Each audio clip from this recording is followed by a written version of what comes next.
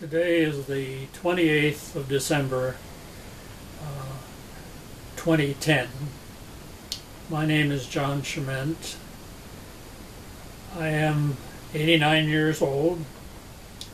I am a retired lieutenant colonel in the United States Army. I've been retired almost 40 years. My son Paul asked me to tell a story that I've told before about the end of World War II and how we went into Japan after the war was over. When the war ended, we were in the Philippines. They dropped the 2 atomic bombs, and in August of 1945 the war came to an end.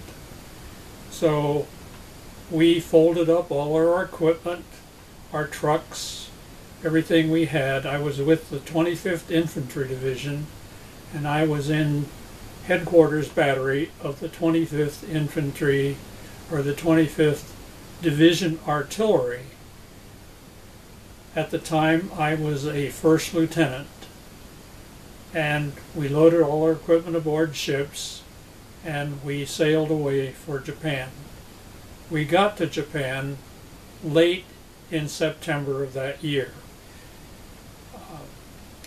We landed in Nagoya, and from Nagoya we were offloaded, and they took us to a building in a little town called Nishi-Biwajima.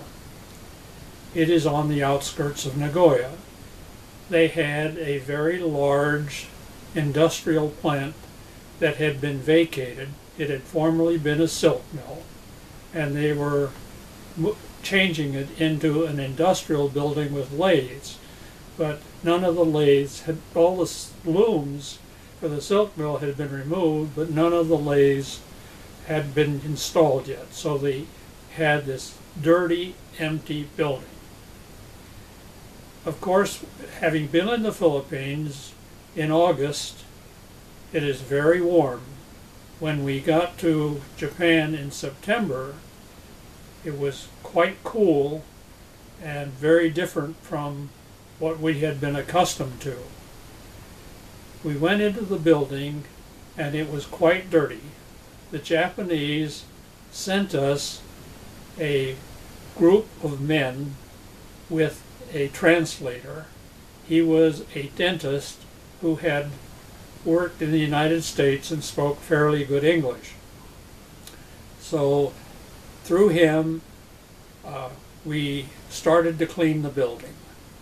We got it fairly well clean, and we pitched tents, large tents, inside of the building to help protect us from the cold.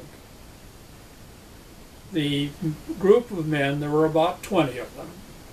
They worked very hard, sweeping and cleaning, and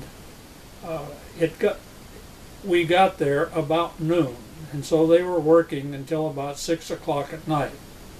In the meantime, our mess sergeant set up a temporary kitchen inside of this building, and he heated some food for our men. Now, this mostly was very large cans of pre-cooked food, and we had been aboard ship eating very well, and when we got this food, which was, I say, was in cans, and it wasn't too tasty, they didn't eat very much of it. But as it got into the evening and the day was coming to an end, I asked the sergeant, "Is there any food left?" And he said, "Oh, there are all sorts of food left." So I told the Japanese interpreter that we would be feeding the men that were working for us. And so he rounded them all up. They came down to our temporary mess hall, and we fed them all. They ate so-so. After the dinner, it's starting to get dark, so I told the interpreter that to have the men show up the next morning early at 7 o'clock so we could continue cleaning the building and making it fit to live in. That was the end of that day. About a week later, the interpreter brought me this letter.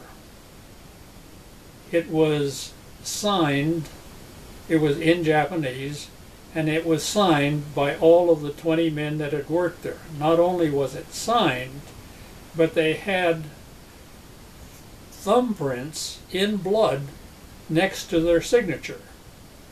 This confused me no end, and so I asked the interpreter, what did this mean? And he said that when I had told them that they were going to be fed that evening, all these Japanese workers thought that was their last meal, that we would probably take them out and execute them after the dinner was over. And they were so surprised to find out that no, I fed them and they were to come back to work the next day. They had been told that the Americans were very vicious and that they would kill anybody that offended them in any way. And so I've kept that letter through the years. Now, as respect to those particular men, they continued to work for us as long as we were in the Nagoya area. Later, we moved closer to the Osaka, Kyoto area, to a new area. They loaded all of our equipment on the trains, and as these trains pulled out of the station, all of these workers there were waving goodbye to us. When we got up to our new area, we pulled into a offloading sidetrack, and there they all were greeting us on our arrival. They continued to work with us and were very reliable employees for all the time that I was in Japan. I spent about 2.5 to 3 years in Japan after we first landed, and then finally came home to the United States in late 1947, early 1948.